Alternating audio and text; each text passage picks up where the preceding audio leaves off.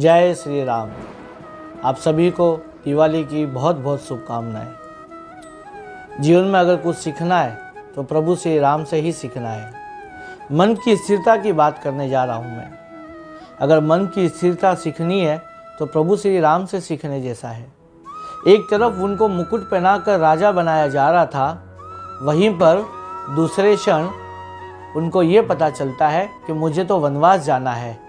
तो ना उनको राजा बनने की खुशी थी, ना वनवास जाने का गम था, उनका मन स्थिर था।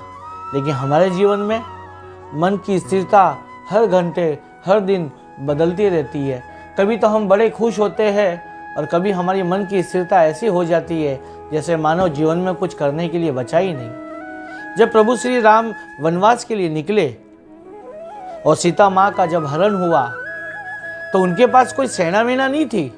उन्होंने कभी नेगेटिव नहीं सोचा कि मेरे साथ तो सेना नहीं है, मैं कहाँ ढूंढूंगा, मैं कहाँ जाऊं। प्रभु श्री राम उनके भाई लक्ष्मण के साथ निकल पड़े, क्योंकि इतने आत्मविश्वास और इतने अपने आप पे भरोसा था उनको, अपने कर्म पे भरोसा था।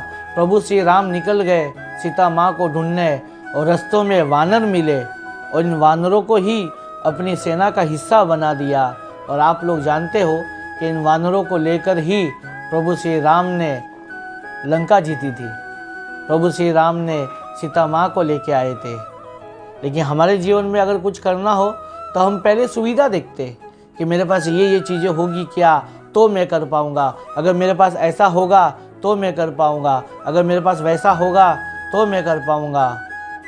जीवन में आप एक कदम बढ़ाओ, कुदरत परमात्मा आपके लिए खुद 10 कदम बढ़ाएंगे। अगर मैं बात करूं, प्रभु श्री राम जब समुद्र किनारे बैठे थे, जहां पर उनकी सेना रुकी हुई थी, वहां पर प्रभु श्री राम कुटिया में बैठे थे, तब एक संदेश आया कि विभीषण जी मिलना चाहते हैं, लंकेश्वर के छोटे भाई, रावण के छोटे भाई। तब प्रभु सभी लोगों ने कहा, अरे उनसे मत मिलो, वो पता नहीं क्या भेद लेने आए। लेकिन प्रभु श्री राम ने कभी किसी को नेगेटिव देखा ही नहीं। प्रभु श्री राम ने कहा कि उनको बुलाइए। विभीषण के मन में चल रहा था कि मैं मिलने जा रहा हूँ, क्या पता मुझे मिलेंगे, मुझे नहीं मिलेंगे, मेरा क्या होगा, मैं तो लंका छोड़ के आ गया। पूरा आत्मविश्वास टूटा हुआ था। लेकिन प्रभु श्री राम तो अंतर्यामी थे। जैसे विभीषण आए, प्रभु श्री राम ने कहा, आइए लंकेश, आपका बहुत बहुत स्वागत है। उसी क्षण विभीषण के मन में आया कि मैं लंकेश बनूं या ना बनूं, लेकिन प्रभु श्री राम के चरणों में रहकर मेरा जीवन सफल जरूर हो जाएगा। जब प्रभु श्री राम अपनी पूरी सेना के साथ रणभूमि में पहुंचे तो विभीषण जी ने कहा कि हे प्रभु, रावण के पास तो रथ है और आपके पास रथ भी नहीं है।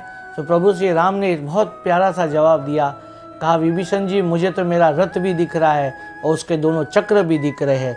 मेरा पहला चक्र है शौर्य का और दूसरा चक्र है मेरा धैर्य का, और मुझे उसके ऊपर लहराती हुई ध्वजा भी दिख रही है, और ये ध्वजा है सत्य शील दृढ़ ध्वजा पताका। और इस रथ को विजय बनाने के लिए मुझे 4 घोड़े भी दिख रहे हैं, दम बल विवेक और परहित। और इन घोड़ों पर लगाम भी लगी है। लगाम है क्षमा, कृपा और क्षमता। सुविधा साथियों कोई माँ की कोख से लेकर जन्म नहीं लेता। हमेशा मनुष्य को एक ही चीज कहते हुए देखा है, अगर उससे कोई कार्य ना हो तो वो कहता है, मैं भगवान थोड़ी हूँ, अरे मेरे से नहीं होता, मैं क्या भगवान हूँ। इसलिए मुझे ऐसा लगता है कि प्रभु श्री राम थे तो भगवान, लेकिन जन्म एक मनुष्य की तरह लिया और जीवन एक मनुष्य की तरह जी के बताया। और हम लोगों के लिए एक ही मैसेज दिया कि देख, मैं भी एक आम मनुष्य बनकर जी के दिखाता हूँ।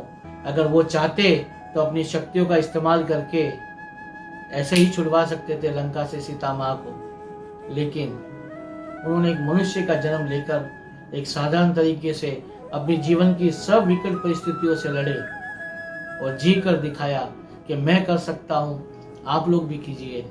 और मेरा तो यही कहना है कि कुछ साल पहले जब मैं दिवाली मनाता था तो मेरी दिवाली एक आम दिवाली सी होती थी। आज मेरी दिवाली उससे बेहतर दिवाली है।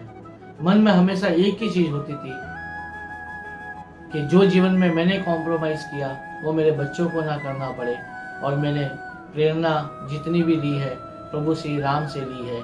और आपसे भी उम्मीद करूँगा कि इस दिवाली से आपकी अगली दिवाली और बेहतर हो, और हर दिवाली बहुत बेहतर होती जाए आपकी, और आप जीवन के हर मुकाम को हासिल करें। जय श्री राम।